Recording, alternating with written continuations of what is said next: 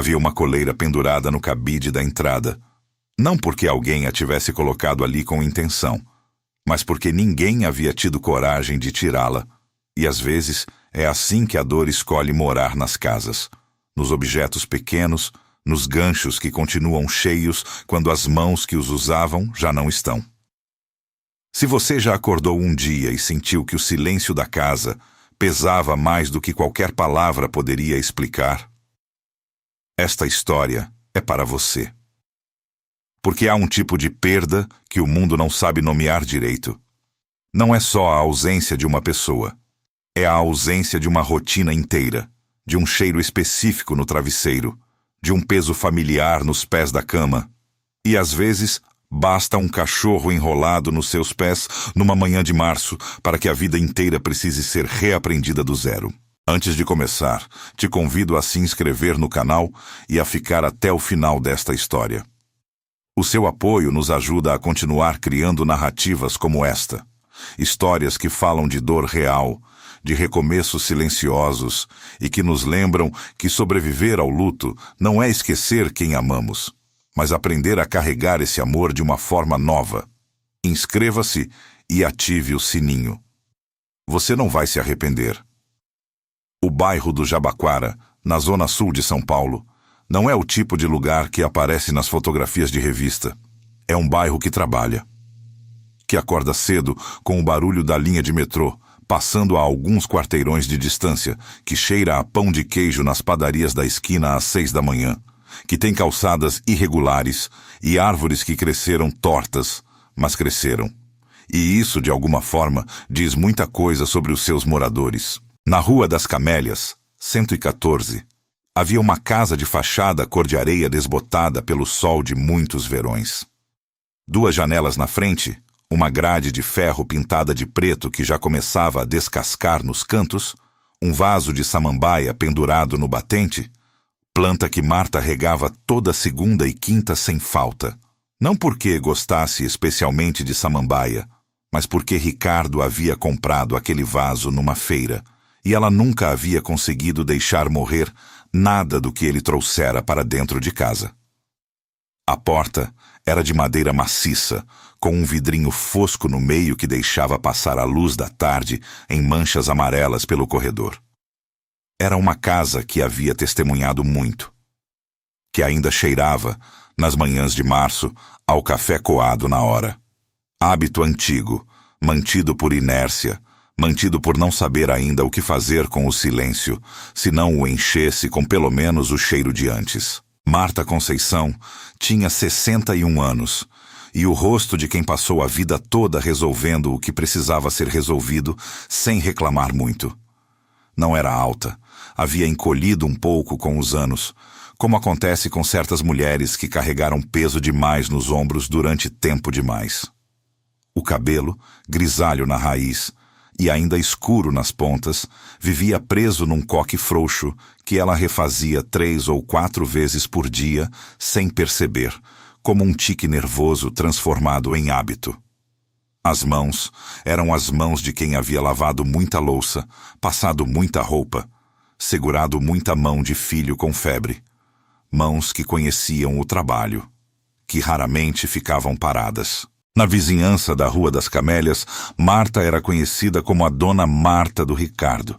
E essa era uma designação que ela nunca havia questionado, porque durante 37 anos fazia sentido perfeito. Era a mulher do Ricardo, a que sabia o nome de todo mundo, que levava bolo para a festa da escola, mesmo quando o filho já havia crescido e saído de casa, que guardava a chave sobressalente da vizinha Dorinha por precaução, que conhecia o horário do ônibus de cor e sabia quais padarias entregavam o pão mais macio na quinta-feira. Ela era a espinha dorsal de uma vida doméstica que funcionava, e havia uma dignidade enorme nisso, embora o mundo nem sempre soubesse reconhecê-la como tal. Ricardo havia morrido numa quinta-feira de março. Enfarte fulminante, disse o médico, como se a palavra fulminante pudesse caber dentro do peito de alguém sem fazer estrago permanente. Marta havia chegado do mercado com 2 sacolas na mão e encontrado o marido caído ao lado do sofá, com o controle remoto ainda na mão e o ventilador ligado, como se o mundo não tivesse entendido que precisava parar. Ela tinha gritado, depois tinha ligado para o SAMU. Depois tinha ficado de joelhos no chão da sala, esperando a ambulância chegar, segurando a mão de Ricardo e dizendo o nome dele em voz baixa, repetidamente, como quem acredita que o nome é uma âncora capaz de segurar alguém neste mundo, se dito com força suficiente. Não segurou. Na sexta-feira de manhã, o dia seguinte ao dia que havia partido o mundo ao meio, Marta acordou às 5h47, que era o horário em que acordava há mais de 3 décadas, porque Ricardo precisava tomar café antes das 6 para pegar o ônibus das 6h20. Ela abriu os olhos, olhou para o teto e durante exatamente 3 segundos não se lembrou. Depois se lembrou. E o teto continuou o mesmo teto de sempre. E isso foi, por algum motivo que ela não conseguia explicar, a coisa mais cruel que havia acontecido até ali. Levantou mesmo assim. Foram os pés que decidiram. Desceram da cama, encontraram o chinelo pelo tato e o corpo seguiu. Ela foi até a cozinha no automático. Colocou água para ferver. Água para 2. Espera. Tirou uma das xícaras de volta para o armário. Ficou de pé na frente do fogão com uma xícara só na mão por um tempo que não soube medir. O café estava passando quando ela sentiu, antes de ver, um peso familiar e morno pousar sobre o peito do pé esquerdo. Bruno, o cachorro mestiço de pelo cor de caramelo e olhos cor de mel, havia saído de algum canto da casa e se enrolado nos seus pés com aquela tranquilidade ancestral dos animais que sabem, sem entender como sabem, que uma presença precisa de outra presença. Há coisas que só as mulheres que passaram a vida toda sendo o centro de uma casa conhecem bem. Não é solidão, exatamente. É algo mais específico do que isso. É o estranhamento de não saber mais para quem direcionar os gestos, os cuidados, as xícaras de café. É acordar com o corpo ainda funcionando no modo de quem serve e perceber que o mundo ao redor mudou de endereço durante a noite sem avisar. Marta havia servido por 37 anos com amor genuíno, e agora o amor ainda estava lá, imenso e aquecido como brasa, mas sem lugar certo para pousar. A família de Ricardo chegou no sábado. Eram muitos. Cunhadas, sobrinhos, a sogra de 82 anos que chorava sem parar, mas que de alguma forma encontrava energia para opinar sobre tudo. A casa da Rua das Camélias, que havia sido durante décadas o lar de Marta e Ricardo, transformou-se subitamente num território de vozes e decisões que não passavam por Marta. Quem ficava com a televisão grande? Onde seria o 7º dia? Se o carro devia ser vendido logo ou esperado? Foi na terça-feira, 3 dias após o velório, que Eliane chegou com a coleira nova. Eliane era cunhada de Marta, irmã de Ricardo, 3 anos mais nova, com a voz 2 tons mais alta do que o necessário e um jeito de entrar nos ambientes como se já tivesse decidido o que fazer neles antes mesmo de olhar ao redor. Ela chegou na porta da frente com a coleira azul na mão e aquele sorriso que não chegava aos olhos. Marta, a gente conversou e achou melhor o Bruno ficar na minha casa. Você vai ter tanto o que resolver sozinha, né? Não precisa se preocupar com o cachorro em cima de tudo. Marta olhou para a coleira azul. Olhou para Bruno, que estava sentado ao seu lado com a orelha erguida, lendo a situação com a seriedade particular dos cachorros. Ela não perguntou. Ela avisou. Havia uma diferença enorme entre as duas coisas. E Marta sentiu essa diferença no peito como uma pressão física. Mas não era seu jeito brigar. Nunca havia sido. Então ela disse com voz baixa e uniforme: "Me dá mais um dia, Eliane." A cunhada franziu o senho levemente. "Um dia pra quê? Só mais um dia." E fechou a porta. Era um domingo de 1989.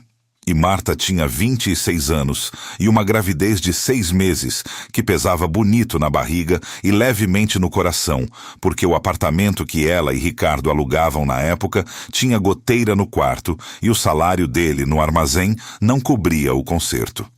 Eles haviam brigado naquela manhã por dinheiro. Briga pequena, briga de casal jovem que ama, mas que está assustado.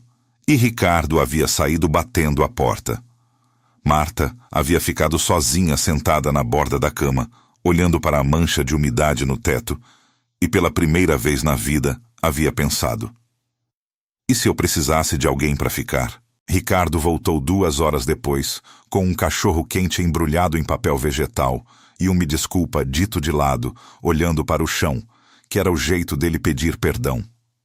Ele nunca havia sido homem de grandes declarações, mas havia ficado. E no fundo da sua memória, Marta havia guardado aquele momento como uma referência do que significa amor. Não a ausência de conflito, mas a escolha de voltar, a escolha de ficar. 32 anos depois, quando o médico pronunciou a palavra fulminante no corredor do hospital, a primeira coisa que Marta pensou, antes do choro, antes do desespero, foi: ele não escolheu ir. Ele teria ficado se pudesse, e esse pensamento, ao mesmo tempo que consolava, rasgava, porque havia ficado o cachorro que Ricardo resgatara da rua 2 anos antes, e havia ficado a coleira velha, de couro gasto, pendurada no cabide da entrada, e havia ficado ela. Existe um tipo de silêncio que não é ausência de som, é presença de tudo que não pode mais ser dito. É o silêncio da xícara posta de volta no armário. O silêncio do lado direito da cama que permanece arrumado. O silêncio de não ter mais com quem dividir a notícia pequena do dia. Que o pão estava gostoso hoje. Que o vizinho comprou um carro novo. Que você viu um pombo albino na janela da cozinha e achou bonito. São essas notícias pequenas que constroem o tecido da vida compartilhada. E quando esse tecido se desfaz, o que sobra não é apenas solidão. É o espanto de descobrir que você havia terceirizado, sem perceber, o seu próprio testemunho. E agora precisa aprender, com mais de 60 anos, a ser sua própria testemunha. Para Marta, ainda sentada na beira da cama, com o cheiro de Ricardo ainda no travesseiro, esse aprendizado parecia tão impossível quanto desaprender a respirar. Eliane voltou na quarta-feira com a mesma coleira azul e uma energia um pouco menos gentil. Desta vez, trouxe o marido, Gilberto, que ficou parado na calçada com as mãos no bolso, enquanto Eliane explicava, pela segunda vez, que Bruno precisava de espaço, que apartamento era melhor para cachorro, que Marta ia se sentir mais livre sem animal para cuidar. Marta ouviu tudo, serviu água. Disse que precisava de mais um tempo. Eliane saiu com o rosto fechado e o passo duro. Naquela noite, Marta ficou sentada na cozinha com Bruno ao lado, a cabeça do cachorro pesando sobre o seu joelho, e tentou entender o que estava acontecendo dentro dela. Por que você não entrega o cachorro, Marta? Você vai ficar sozinha de qualquer jeito. O que um cachorro resolve? Ela não tinha resposta. Só sabia que quando olhava para Bruno, via Ricardo, não de forma fantasiosa ou doentia, mas da forma concreta como se vê alguém numa fotografia, a presença de uma ausência que ainda tem forma. Ricardo havia trazido Bruno para dentro de casa num dia de chuva, encharcado e com uma escoriação na pata, dizendo: "Esse aqui não vai ficar na rua não." E Marta havia protestado por princípio e cedido por amor, como havia feito tantas vezes ao longo de 37 anos. Ela começou a não atender o telefone. As ligações vinham de manhã, de tarde, de noite, filho que ligava do interior preocupado, cunhadas que queriam saber dos pertences de Ricardo, conhecidos que não sabiam o que dizer, mas ligavam mesmo assim para provar que estavam lá. Marta ouvia o celular vibrar sobre a mesa e o deixava vibrar.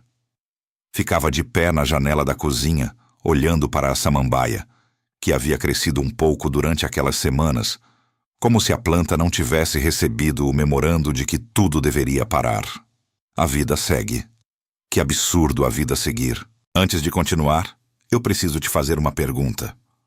Você já perdeu alguém ou algo e sentiu que as pessoas ao redor queriam que você superasse mais rápido do que você era capaz? Que havia um prazo não dito, uma expectativa silenciosa de que a dor já devia estar menor? Se você já sentiu isso, escreve aqui nos comentários a palavra espera. Porque às vezes reconhecer que alguém mais já passou por isso é o primeiro passo para se permitir atravessar no seu próprio tempo. Foi numa tarde de chuva fina, 3 semanas após o velório, que Marta se quebrou de verdade. Não foi com um choro dramático, nem com um grito. Aconteceu de forma quieta, que é como costuma acontecer com as mulheres que passaram a vida toda segurando o que precisava ser segurado. Ela estava passando roupa na sala. Passava as roupas dele, porque não havia conseguido ainda decidir o que fazer com elas. E dobrar e guardar parecia um ritual de despedida que ela não estava pronta para completar. O ferro deslizou sobre uma camisa xadrez de flanela, azul e cinza, que Ricardo usava aos domingos para assistir ao futebol. E, de repente, Marta parou.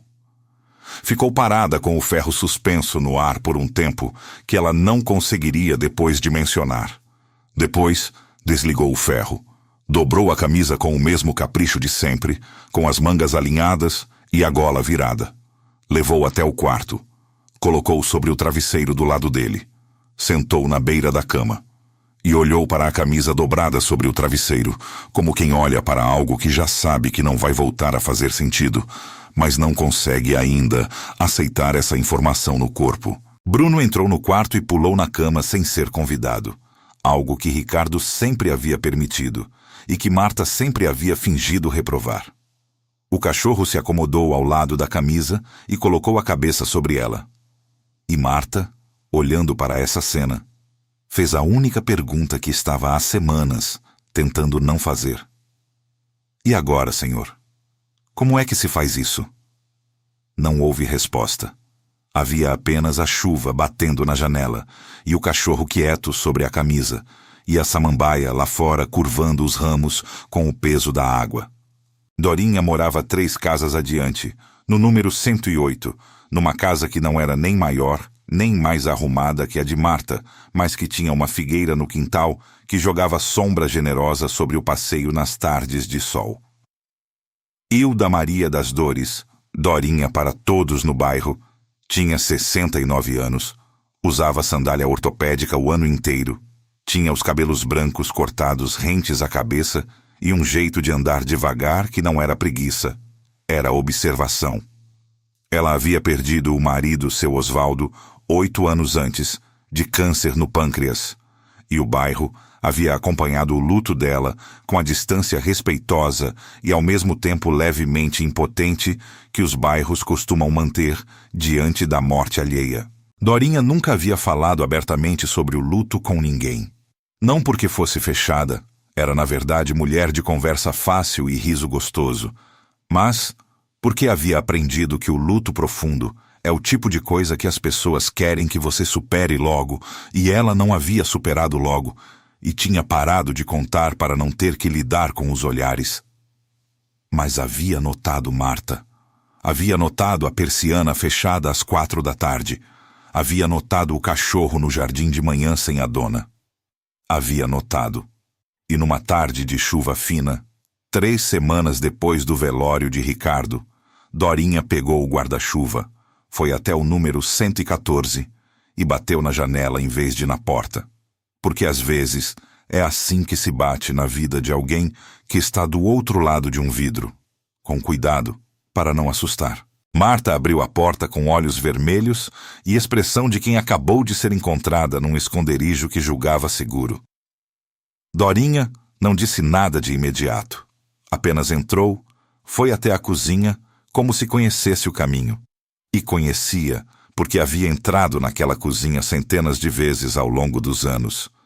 Colocou a chaleira no fogo e sentou. Bruno a cheirou brevemente e voltou para o seu canto. As 2 mulheres ficaram em silêncio por um tempo considerável, escutando a chuva e o apito da chaleira quando a água ferveu. Foi quando Dorinha, mexendo o açúcar devagar na xícara, disse, sem olhar diretamente para Marta: "Sabe o que eu fiquei guardando por quase 1 ano depois que Osvaldo foi? A carteirinha do plano de saúde dele. Aquela carteirinha de plástico pequenininha, com a foto horrível que ele odiava. Eu ficava com ela no bolso do avental. Não sabia por quê. Achava que devia soltar, mas não conseguia. Até que um dia eu entendi que eu não estava guardando a carteirinha. Eu estava guardando a permissão de ainda ser a mulher dele por mais um tempo." Marta olhou para a xícara. A permissão de ainda ser. Não era a coleira de Bruno que ela estava segurando. Era a última prova concreta de que havia sido, durante 37 anos, a mulher que alguém havia escolhido. Que havia importado o suficiente para que alguém trouxesse um cachorro de rua para dentro de casa e dissesse: "Esse aqui não vai ficar na rua, não." E entregar a coleira tinha parecido, lá no fundo, entregar também essa prova. Desaparecer um pouco. Perder a parte de si mesma que existia, porque ele existia. Algo se moveu em Marta naquele momento. Não foi uma revelação luminosa, não foi um alívio súbito. Foi menor do que isso e mais honesto. Foi o primeiro segundo em que ela não se sentiu absolutamente sozinha no entendimento do que estava vivendo. E às vezes, 1 segundo é o suficiente para que a respiração volte. Na manhã seguinte, Marta acordou às 5h47, porque o corpo ainda não havia aprendido outra hora. E desta vez, não foi para a cozinha de imediato. Ficou deitada de costas por alguns minutos, com Bruno enrolado nos seus pés, olhando para o teto. Que você vai fazer com esse cachorro, Marta?" Ela sabia. Sabia antes mesmo de articular em pensamento. Ia ficar com ele. Não porque tinha condições perfeitas, não porque havia planejado, não porque a família fosse entender, mas porque Bruno havia sido a última coisa que Ricardo havia trazido para dentro de casa, com aquele gesto típico dele, decisivo, compassivo, levemente impulsivo. E ela ainda não estava pronta para que essa energia saísse da Rua das Camélias completamente. Ligou para o filho Marcos no interior naquela tarde. Marcos tinha 40 anos e um coração bom, mas havia crescido aprendendo a respeitar o espaço da mãe, e por isso às vezes respeitava mais do que deveria. Marta disse: "Filho, Bruno vai ficar comigo." Silêncio breve do outro lado. "Tá bom, mãe. Se é o que você quer." Não era exatamente encorajamento, mas também não era oposição. Ela aceitou o meio termo.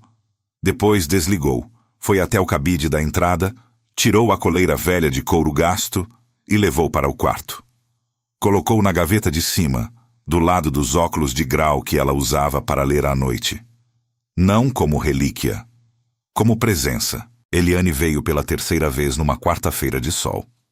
Desta vez, Marta a recebeu na sala, o que já era diferente, porque da primeira e da segunda vez havia ficado na soleira da porta, como quem não deixa passar.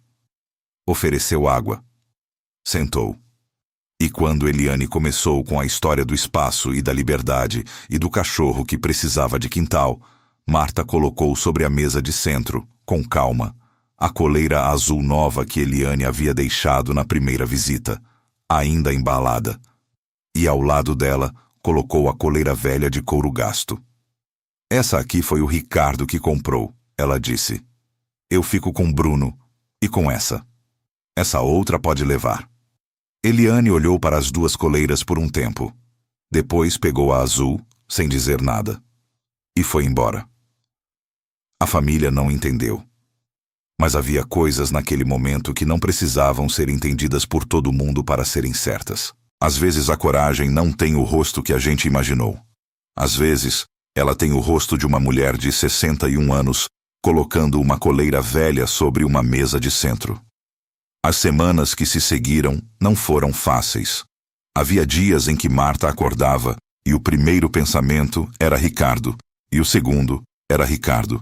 E o café ficava esquentando no fogão por tempo demais, porque ela havia parado na janela sem perceber. Bruno aprendera a se sentar ao lado dela nesses momentos, não a chamar atenção, não a latir, apenas a estar. E havia algo nessa presença animal, nesse não saber explicar, mas saber estar, que Marta foi reconhecendo como um ensinamento que ela não havia pedido, mas que estava recebendo. Dorinha passou a vir às terças e quintas. Não havia combinado. Simplesmente aconteceu. Como acontecem as amizades que nascem de necessidade verdadeira e não de conveniência social. Às vezes traziam bolo, às vezes não traziam nada. Tomavam café, às vezes falavam de Ricardo e Osvaldo. Às vezes não falavam de nada, e isso também estava bem. Havia semanas em que Marta se sentia corajosa o suficiente para reorganizar uma gaveta do marido, separar uma caixa de roupas para doação. E havia semanas em que não conseguia tocar em nada, e nessas semanas, Dorinha sentava com ela sem cobrar avanço. Luto não tem agenda. Essa foi a segunda coisa que Dorinha ensinou a Marta sem usar essas palavras. Houve uma tarde de setembro. Já fazia 6 meses desde o março que havia partido o mundo ao meio, em que Marta descobriu que havia rido. Um riso de verdade, espontâneo, porque Bruno havia tentado pegar uma borboleta no jardim e caído de costas no canteiro da samambaia. Ela riu, e depois percebeu que havia rido, e ficou com aquilo na cabeça por horas, não com culpa, mas com espanto. Como se o riso fosse um idioma que ela havia achado que nunca mais falaria fluente, e de repente havia saído naturalmente, sem sotaque de esforço. Não é que a dor diminuiu, é que a vida foi encontrando frestas para entrar mesmo assim. Em outubro, Marta encontrou Eliane na fila do banco. Foi inesperado. Eram quase 10 da manhã, numa quarta-feira, e as duas esperavam a senha ser chamada com o olhar no celular. E quando Marta levantou os olhos e viu a cunhada 3 pessoas à frente, o primeiro impulso foi olhar para o outro lado. Mas não olhou. Quando as senhas chamadas as aproximaram do caixa, Marta tocou levemente no braço de Eliane. A cunhada se virou com expressão de surpresa e ligeira defensividade, o corpo guardando a memória da última conversa. "Oi, Eliane", Marta disse. Voz uniforme, sem sobra de amargura, sem doçura forçada. "Tá tudo bem com vocês?" Eliane respondeu que sim. Perguntou o mesmo. Houve um silêncio de alguns segundos em que as duas mulheres ficaram de pé, numa fila de banco, carregando tudo o que não havia sido dito e todo o peso de ser família sem ser necessariamente amigas. Depois Marta disse: "Bruno tá bem. Tá aprendendo a esperar por mim." Disse isso sem deboche, sem acusação, como quem compartilha uma notícia. Eliane assentiu. "Fico feliz", disse, e pode ter sido verdade. Marta saiu do banco 10 minutos depois, com o sol de outubro no rosto, e Bruno esperando na coleira velha amarrada ao poste do lado de fora, a orelha erguida, o rabo começando a balançar assim que a porta se abriu. Ela caminhou até ele, soltou a coleira do poste e seguiu pela calçada irregular da rua de sempre, sem pressa, com direção. Numa manhã de novembro, Marta estava regando a samambaia do batente quando percebeu que Bruno havia se sentado ao lado dela na calçada. Não com o focinho apontado para a rua, para o lado de onde Ricardo costumava vir, mas com a cabeça levemente virada para ela. Ela abaixou o regador, olhou para o cachorro. O cachorro olhou para ela com aqueles olhos mel que não entendiam nada e entendiam tudo. E Marta percebeu, no corpo antes do pensamento, que em algum momento que ela não havia conseguido identificar, Bruno havia parado de esperar pela volta de Ricardo e havia começado a esperar pela saída dela. Pela sua saída. Era ela agora o centro do mundo do cachorro. Era por ela que a orelha se erguia quando a porta se movia. Era o seu passo que ele reconhecia no corredor. Ela havia se tornado, sem perceber, a pessoa por quem alguém esperava. Colocou o regador no chão, se abaixou. Passou a mão devagar na cabeça de Bruno, que fechou os olhos com aquela rendição tranquila dos animais que confiam. E ali, na calçada irregular da Rua das Camélias, com a samambaia recém-regada pingando sobre a grade de ferro e o sol de novembro aquecendo as costas, Marta Conceição entendeu que sobreviver ao luto não era apagar Ricardo. Era, aos poucos, ocupar o espaço que ele havia deixado com a própria presença. Não substituir. Ocupar. Existir. Ser esperada. Marta não curou a dor. Não a esqueceu. Não acordou um dia renovada e refeita, como se 37 anos pudessem ser processados em 6 meses.